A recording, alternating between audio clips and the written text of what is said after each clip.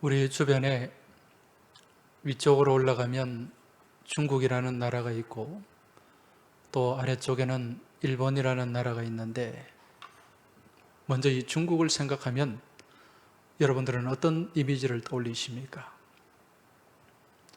요즘 이 중국 그러면은 짝퉁이라는 이미지가 떠오르죠. 겉으로 볼 때는 거의 비슷하게 만들었는데 실제로 써보면은 이 성능이나 질의 차이가 많습니다. 그래서 메이드 인 차이나 그렇게 얘기를 하는 거죠. 일본은 또 어떻습니까? 일본은 과거에 짝퉁의 나라였습니다. 18세기, 19세기 유럽의 문물을 받아들이고 기술을 받아들여서 짝퉁을 많이 만들었는데, 그런데 일본 사람들은요, 중국과 좀 다른 게 짝퉁을 만들었는데 짝퉁이 더 좋아요. 그래서 이 일본 사람들에게 붙은 별명이 있습니다. 그게 모방의 귀재라는 별명입니다. 과거 일본 사람들은 이 포르투갈의 사람들이 들어와서 이 판이라는 음식을 전해 주었습니다. 그 판이라는 그 음식을 더 맛있게 만들었어요. 그게 우리가 먹는 빵입니다. 그리고 또 포르투갈 사람들이 템포라라고 하는 음식을 만드는 법을 가르쳐 주었는데, 그걸 가지고 더 맛있는 음식을 만들었어요. 그게 덴뿌라입니다. 그리고 포르투갈 상인들이 가지고 온 그 총이라고 하는 이 장총 두 자루를 구입을 해가지고 이것을 수백 번, 수천 번 분해하고 결합하면서 이 총을 연구를 했습니다. 그래서 만든 총이 임진왜란 때 우리나라에 들고 들어왔던 조총이라고 하는 총입니다. 그 이후에 일본은 메이지 유신을 통해서 수많은 서양의 근대 문물과 또 기술을 받아들였는데, 그 결과 그들은 그 기술을 전해준 사람들 나라보다 더 앞선, 더 멋진 그러한 제품들을 만들었습니다. 그리고 그러한 기술과 제품을 가지고 한때 세계 시장을 제패했던 나라가 바로 일본이라는 나라입니다. 그런데 이러한 일본의 역사를 더듬어 보면 주로 일본은 앞선 문물과 기술을 어디에서 받아들였는가? 주로 일본의 이 문물과 기술을 전해준 나라는 우리나라였습니다. 백제 시대 때부터 그렇게 쭉 우리나라를 통해서 앞선 문물을 받아들였습니다. 그 이후에 이제 이 일본 사람들이 조선의 문물을 받아들여 가지고 그것을 세계적으로 만든 것이 있는데, 그것이 바로 일본의 도자기입니다. 이 일본은 우리나라의 이 도자기 제조 기술을 받아들여 가지고 이것을 유럽에까지 수출을 했고, 유럽에서도 일본 도자기 그러면 알아주곤 했었습니다. 그런데 이 도자기 기술자들이 언제 잡혀갔습니까? 임진왜란 때 잡혀갔죠. 임진왜란 때 잡혀가서 그 당시 일본 사람들은 나무 식기를 사용하고 있었는데 이 자기 문화를 접하게 된 거죠. 그래서 일본 사람들은 지금도 그 일본의 도자기를 전해준 이삼평이라고 하는 도공을 도자기의 신으로 숭배하고 있습니다. 일본 큐슈에 가면은 아리따라는 곳이 있는데 그곳에 토잔 신사가 있습니다. 이 토잔 신사의 그 신사는 누구를 숭배하는 곳인가? 이 도자기의 신인 이삼평을 숭배하는 그 신사가 토잔 신사라는 거죠. 그 당시에 우리는 일본 사람들에게 감동을 줄 만큼 그렇게 우수한 도자기 기술을 가지고 있었는데, 여러분, 이 도자기 그러면은 이제 두 가지로 구분을 할 수가 있어요. 이 도자기에는 어떻게 구분이 되는가? 먼저 자기 그리고 도기가 있습니다. 여러분, 자기는 무엇이고 도기는 무엇일까요? 이 자기라고 하는 것은요, 우리가 보통 말하는 사기 그릇입니다. 청자, 백자, 이것을 우리는 자기라고 합니다. 그리고 도기는 우리가 보통 쓰는 질그릇이에요. 그런데 이 도기와 자기의 차이가 무엇일까요? 바로 재료의 차이입니다. 무엇으로, 어떤 재료로 만드느냐에 따라서, 또 어떻게 만드느냐에 따라서 자기와 도기로 구분이 된다는 거죠. 그럼 자기는 무엇으로 만드는가? 이 자기는 그 만드는 재료가 백석토입니다. 다르게는 고령토라고 하죠. 이 백석토는 그렇게 흔하지가 않아요. 구하기가 쉽지가 않습니다. 이 백석토를 가지고 도공들이 정성껏 그릇을 빚어가지고 그리고 아주 뜨거운 열에 구워야 됩니다. 그 온도가 1200도, 1300도 이상이 돼야 돼요. 그리고 오랫동안 구워야 됩니다. 그리고 유약이라는 것을 또 발라줘야 돼요. 그렇게 되면 아주 윤기가 나고 정말 멋지고 단단한 그런 자기가 만들어지게 되는데, 이 자기는 굉장히 비싼 값에 거래가 됩니다. 그런데 도기는 어떻습니까? 도기의 재료는 백석토가 아니라 우리가 일반 산이나 들에서 쉽게 구할 수 있는 진흙입니다. 우리 보통 얘기하는 황토흙, 그 진흙을 가지고 도기를 만드는데 여기는 유약을 바를 필요도 없어요. 그리고 열도 그렇게 뜨거운 열을 가하지 않습니다. 5, 600도 정도 되는 열을 가해주면 이 도기는 만들어집니다. 이 도기를 다르게는 무엇이라고 부른다고요? 질그릇이라고 부른다. 이 질그릇은요, 아이들도 만들 수 있습니다. 유치원 아이들 이 질그릇 만드는 그런 현장에 가서 직접 만들어 보기도 하고 구워 보기도 하지 않습니까? 그런데 질그릇은 어떻습니까? 자기처럼 그렇게 비싼 값에 거래가 되지 않습니다. 그리고 아주 잘 깨집니다. 그리고 사람들이 귀하게 쓰지 않고 막 쓰는 그릇. 그래서 우리는 이 그릇을 막그릇이라 그렇게 부르는 거죠. 자, 그런데 오늘 말씀을 보니까 이 그릇이 하나 나오는데 무슨 그릇이 나옵니까? 질그릇입니까? 자기입니까? 질그릇이, 도기가 나오고 있습니다. 그런데 이 질그릇을 무엇에, 누구에게 비유를 하고 있습니까? 이 질그릇은 바로 우리 자신의 모습을 지금 비유하는 거예요. 아니, 여러분, 이왕이면 다홍치마라고 이 말씀을 기록한 사도 바울이 그래도 하나님의 형상을 가진 귀한 존재들인데 왜 우리를 그렇게 값비싼 자기가 아닌 질그릇에 비유를 했을까요? 이유가 있지 않겠습니까?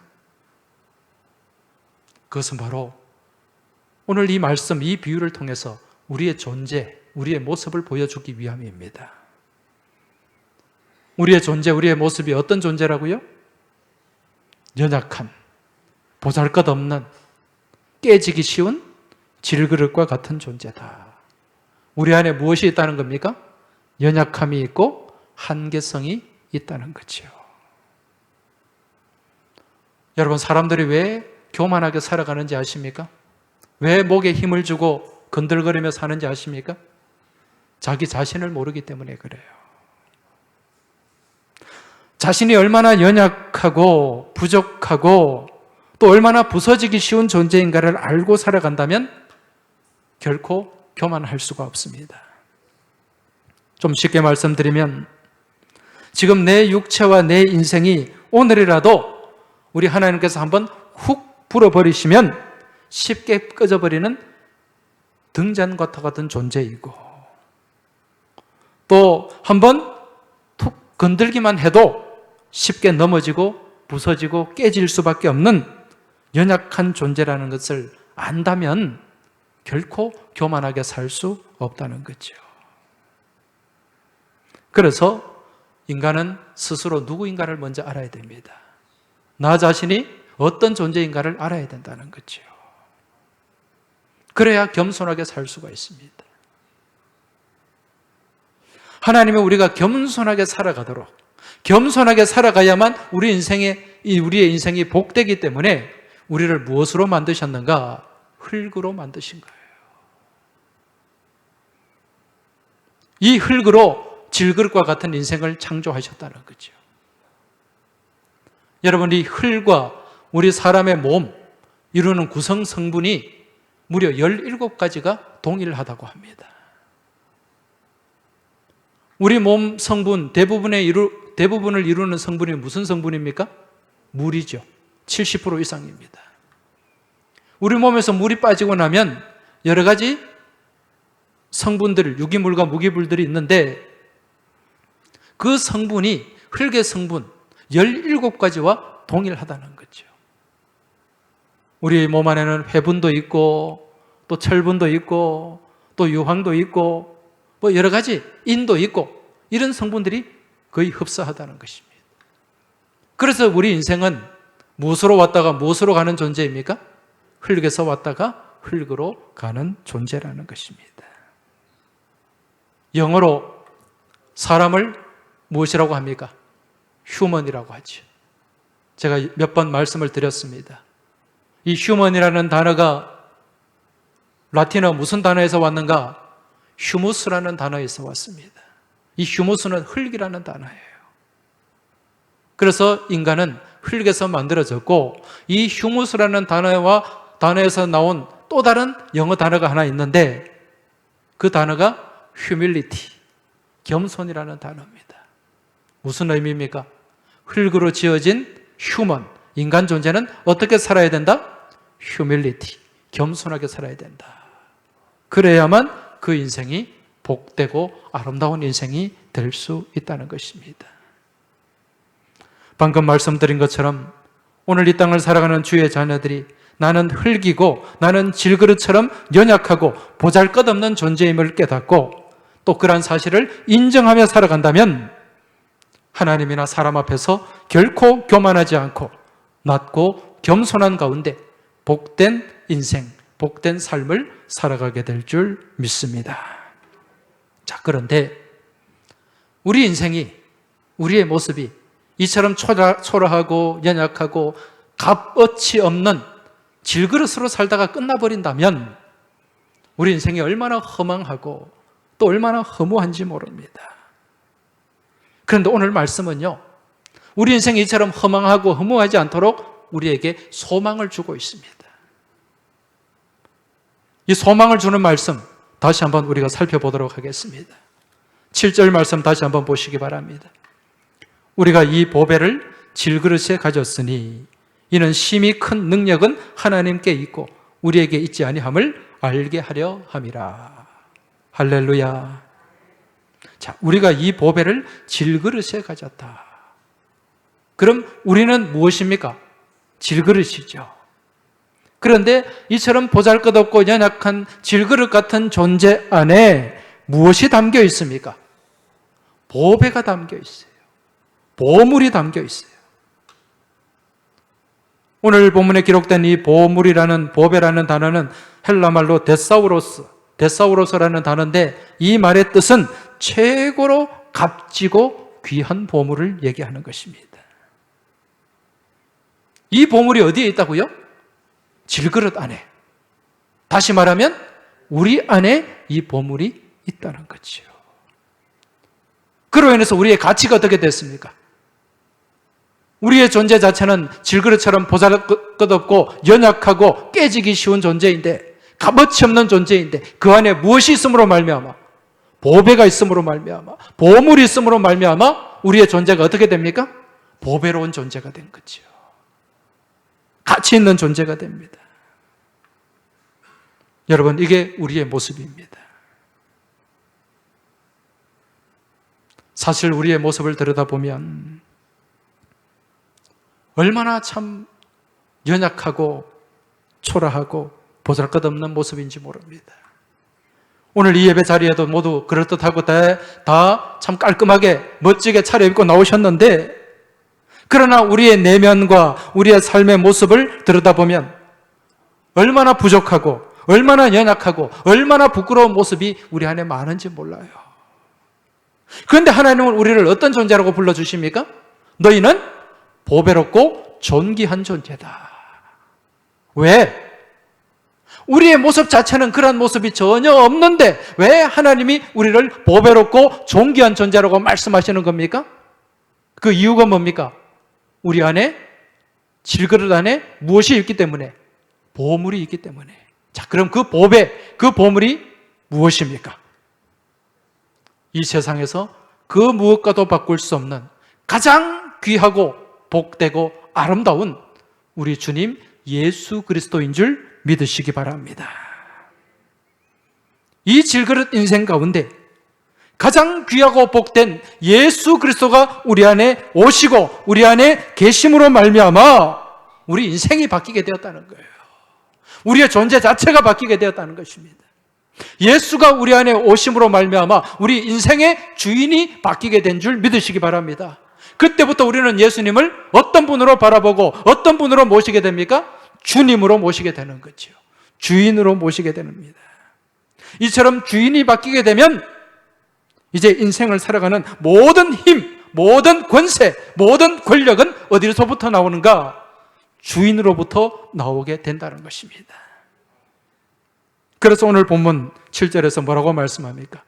다시 한번 보십시오. 우리가 이 보배를 질그릇에 가졌으니 이는 심히 큰 능력은 누구에게 있고 하나님께 있고 우리에게 있지 아니함을 알게 하려 함이라. 할렐루야. 이제 우리가 살아가는 힘은 우리 힘으로 사는 게 아니에요. 우리의 능력으로 사는 것이 아닙니다. 누구로부터? 우리 인생의 주인으로부터 공급되는 힘으로 우리가 살아갈 수 있다는 것입니다. 여러분, 자, 대통령. 지금 청와대에 가면 대통령이 있습니다. 대통령이 힘이 있습니까? 없습니까? 막강한 권력을 가지고 있죠. 막강한 권력을 가지고 있는데 그 대통령 곁에서 수행하는 비서관들이 있습니다. 정무수석도 있고 민정수석도 있고 이 비서관들이 힘이 있습니까? 없습니까? 힘이 있죠. 이런 비서관들도 엄청난 힘, 권세를 가지고 있습니다. 그런데 그 비서관 각각의 사람들이 어떻게 해서 그 힘을 소유하게 되었습니까? 누가 불러주었기 때문에? 대통령이 불러주었기 때문에. 대통령이 그들의 주인이 되었기 때문에 그들은 그 힘을 가지고 또 그 일들을 해나갈 수가 있는 거죠. 그런데 어느 날 대통령이 당신 이 일 그만두시오. 속된 말로 잘라버렸다. 그러면 그 사람에게 힘이 있습니까? 없습니까? 아무런 힘이 없어요. 아무런 권세도 없습니다. 그 비서관을 그만두는 그 순간부터 아무것도 아닌 존재가 되는 거죠. 오늘 우리의 삶이 마찬가지입니다. 우리 또한 모든 능력의 근원이 되시고 모든 권세의 주인이 되시는 우리 예수님이 우리를 자녀 삼으시고 우리와 함께 하시고 우리를 인정해 주시기 때문에 오늘 우리는 그 예수님의 권세, 예수님의 능력을 가지고 그 능력 안에 살아갈 수 있다는 것입니다. 이제 우리가 이러한 능력, 이러한 권세 안에 살아가게 되는데 이러한 능력과 권세가 우리 안에 있을 때 우리의 삶이 어떻게 되는가? 질그릇 안에 보배를 가짐으로 말미암아 우리의 삶이 어떻게 바뀌는가? 이걸 오늘 본문에서 우리에게 말씀해 주고 있습니다. 8절, 9절 말씀 한번 보시기 바랍니다. 8절, 9절 같이 한번 읽어보도록 하겠습니다. 우리가 사방으로 우겨쌈을 당하여도 쌓이지 아니하며 답답한 일을 당하여도 낙심하지 아니하며 박해를 받아도 버림받지 아니하며 거꾸로 뜨림을 당하여도 망하지 아니하고. 할렐루야. 오늘 이 말씀이요, 질그릇 안에 보배를 소유한 주의 자녀들, 주의 권속들이 갖는 권세요 능력인 줄 깨달으시기 바랍니다. 예수님이 우리 인생의 주인이 되시고 예수님이 우리와 함께 하실 때 우리가 사방으로 우겨쌈을 당해도 쌓이지 아니하게 됩니다. 아무리 답답하고 아무리 힘든 일을 당하고 만나도 낙심하지 아니합니다. 아무리 어려운 혼란과 박해 가운데 놓여져 있어도 버림받지 아니하며 거꾸로 뜨림을 당해도 망하지 않게 된다는 것입니다. 그 능력이 어디로서부터 오기 때문에? 우리 인생의 주인 되신 주님으로부터 오기 때문에 그렇습니다. 이것이 바로 질그릇 안에 보배를 소유한 주의 자녀들이 갖는 권세요 능력이라는 것입니다. 이제 우리는 이 말씀을 붙잡는 믿음 안에 살아야 됩니다. 이 말씀을 붙잡고 이 말씀을 신뢰하고 이 말씀을 의지하며 나아갈 때 어떤 환난이 찾아와도 낙심치하고 망하지 않고 또 거꾸로 뜨림을 당하지 않는 오뚜기처럼 일어나는 승리하는 삶을 살아가게 될 줄 믿습니다. 이제 이러한 말씀을 굳게 붙잡고 의지하며 나아가는 믿음, 그 믿음이 무슨 믿음인가? 바로 절대 믿음입니다. 우리가 가져야 할 믿음은요, 절대 믿음이에요. 여러분, 믿음에는 절대 믿음이 있다면 또 어떤 믿음이 있을까요? 상대 믿음이 있습니다. 두 종류가 있어요. 상대 믿음은 어떤 믿음일까요? 상대 믿음이라고 하는 말 그대로 상대적인 믿음이에요. 어떤 상황에서는 믿음이 굉장히 좋았다가 또 어떤 상황에 또 다른 상황에 놓여지면 완전히 믿음이 추락하고 마는, 한마디로 왔다 갔다 하는 믿음, 중심이 없는 믿음, 이게 상대 믿음이에요. 다르게 얘기하면 상황 믿음이라고 말할 수도 있습니다. 여러분, 이런 상대 믿음에는 능력이 있을까요? 권세가 있을까요? 그렇지가 않습니다. 오직 능력은 절대적인 믿음에 있습니다. 여러분, 절대 믿음은 무엇입니까? 어떤 상황, 어떤 환경에 놓여져도 절대로 왔다 갔다 하지 않고 흔들리지 않는 굳건한 믿음을 말합니다. 절대로 빼앗기지 않는 믿음, 무너지지 않는 믿음, 굳센 믿음을 얘기합니다. 이게 무슨 믿음이라고요? 절대 믿음입니다. 이런 믿음에 살아가는 사람은요, 결코 그 누구도 무너뜨리지 못하고 쓰러뜨리지 못하고 망하게 하지 못한다는 것입니다. 그 믿음 안에 누가 역사하기 때문에? 살아계신 우리 주님이 역사하기 때문입니다. 우리 성경에 등장하는 많은 믿음의 선진들, 믿음의 사람들 다 이러한 절대 믿음의 소유자였어요. 히브리서 11장에 보면 믿음의 사람들이 많이 등장하죠. 거기에 등장하는 믿음의 조상들, 아브라함, 이삭, 야곱, 요셉, 그들의 면면을 한번 보시기 바랍니다. 다 하나님을 절대적으로 의지했던 사람이에요.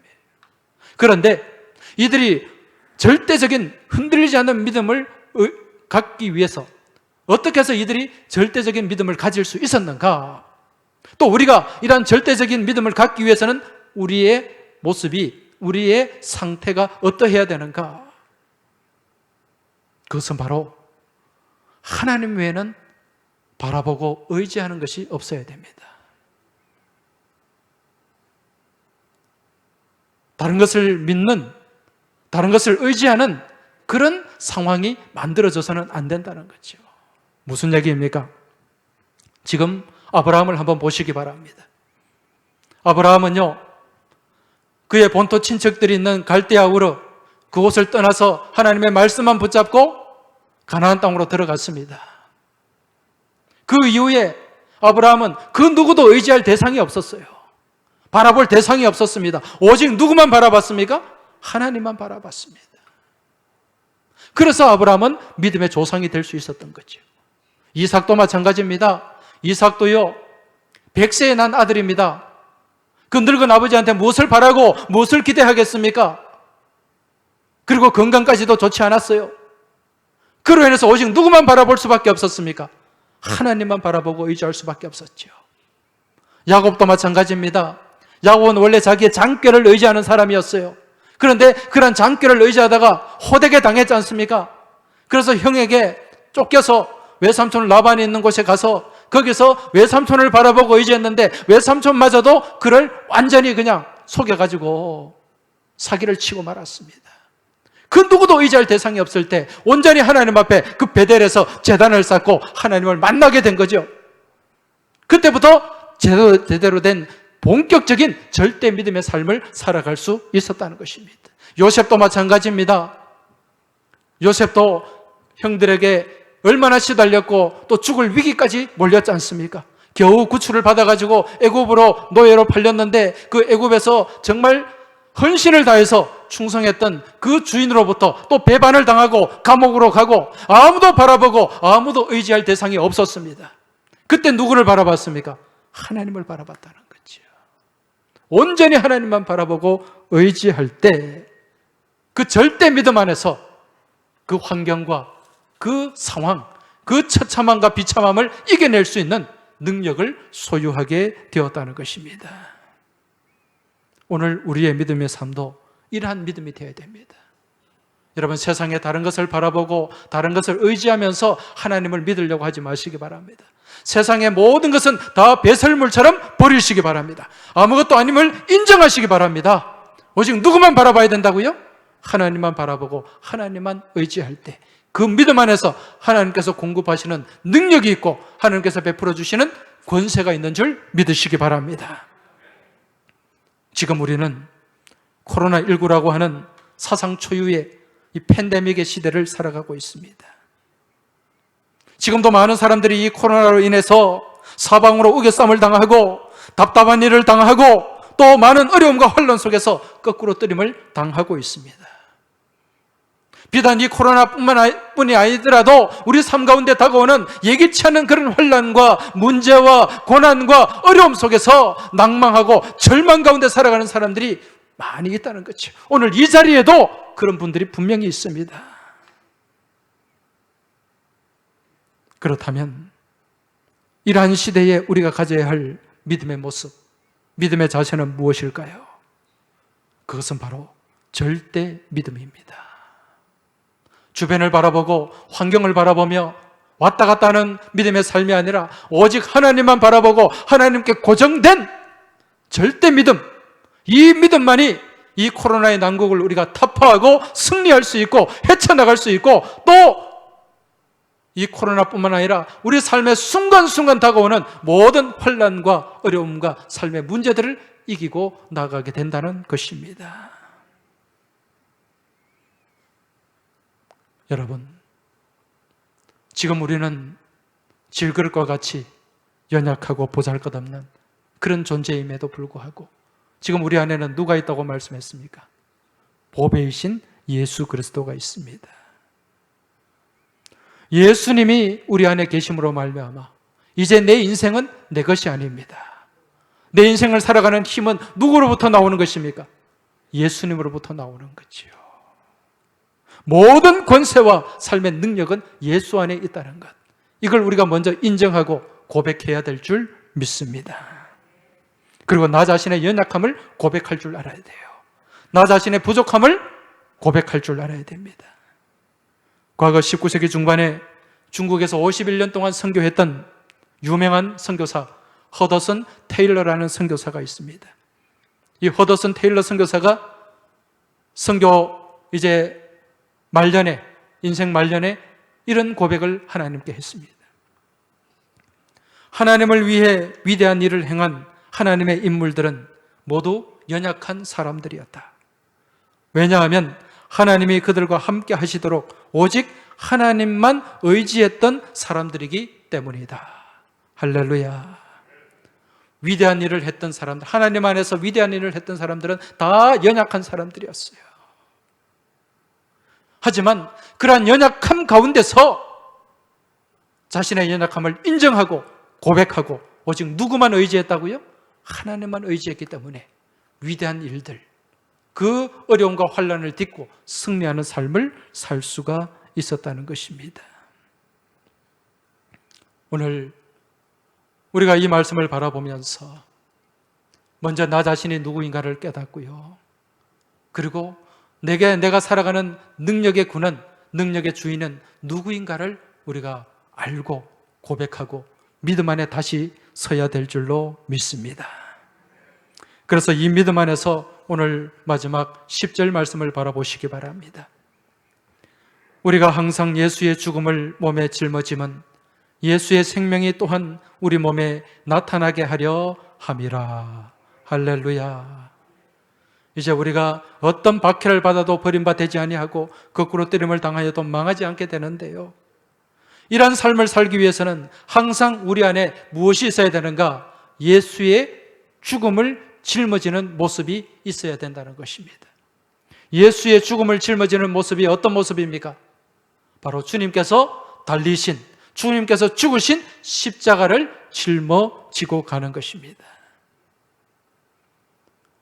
우리가 말씀 안에 살아가는 것, 여러분, 이거는 십자가를 지는 삶입니다. 우리가 말씀대로 살면 모든 것이 편안하고 모든 것이 그냥 안락한 시온의 대로가 열리는 게 아니죠. 말씀 안에 살아가려면 나 자신과의 싸움도 있어야 되고 세상과의 싸움도 있어야 되고 죄와 악의 싸움도 있어야 됩니다. 이게 결국 무엇인가? 십자가를 지는 삶이라는 거죠. 여러분, 이러한 십자가를 지는 삶, 이런 삶 가운데 무엇이 있다고 말씀합니까? 예수의 생명이 나타나게 됩니다. 십자가가 있어야만 부활이 있는 줄 믿으시기 바랍니다. 십자가가 있어야만 영광의 왕관이 우리에게 씌워지게 되는 줄 믿으시기 바랍니다. 노 크로스, 노 크라운입니다. 십자가가 없는 영광은 없다는 것입니다. 오늘도 우리 삶 가운데 여러 가지 어려움이 있고 고난이 있고 또 많은 문제들과 환난들이 있지만은 여러분, 이것을 바라보고 주목하지 마시기 바랍니다. 주님의 십자가를 바라보시기 바랍니다. 주님의 부활을 바라보시기 바랍니다. 주님의 그 부활의 능력과 권세가 나와 함께함을 믿으시기 바랍니다. 그리할 때 우리는 이제 우리 주변에 펼쳐지는 코로나19 팬데믹, 이거 아무 문제 되지 않습니다, 여러분. 그 어떤 이것보다 더 심한 고난, 환난일지라도 우리는 이 고난 앞에서 거꾸로 뜨림을 당하지 않고 넘어지지 않고 무너지지 않고 쓰러지지 않고 깨지지 않게 될 줄 믿습니다. 이번 한 주간에도 이 말씀 붙잡으시고요, 이 말씀 의지하고 이 말씀 안에서 승리하는 여러분과 저의 복된 한 주간이 되시길 주의 이름으로 축원합니다. 기도드리겠습니다. 하나님 아버지, 저희들 삶 가운데 순간순간 다가오는 어려움과 환난과 고난의 문제들이 있습니다. 그것이 때로는 건강의 문제일 때도 있고 또 그것이 언제는 또 경제적인 문제일 때도 있고 또 그것이 언제는 여러 가지 사업과 또 관계의 문제일 때도 있습니다. 주님, 이러한 환난 앞에, 이러한 고난 앞에 주눅들지 않게 하여 주옵시고 지금 내 안에 나와 함께 하시고 내 삶을 이끌어 가시고 내 삶의 능력의 주인 되시는 주님을 바라보고 주님 지고 가신 십자가를 지고 가게 하여 주시옵소서. 말씀을 의지하게 하여 주옵소서. 그 말씀 위에 굳게 서서 절대 믿음을 소유하게 하여 주시고 이 믿음 안에서 온전히 승리하는 우리 모든 믿음의 권속들이 될 수 있도록 주님 도와주시옵소서. 모든 것 주님께 맡기고 의지하며 예수님 이름으로 기도하옵나이다. 아멘.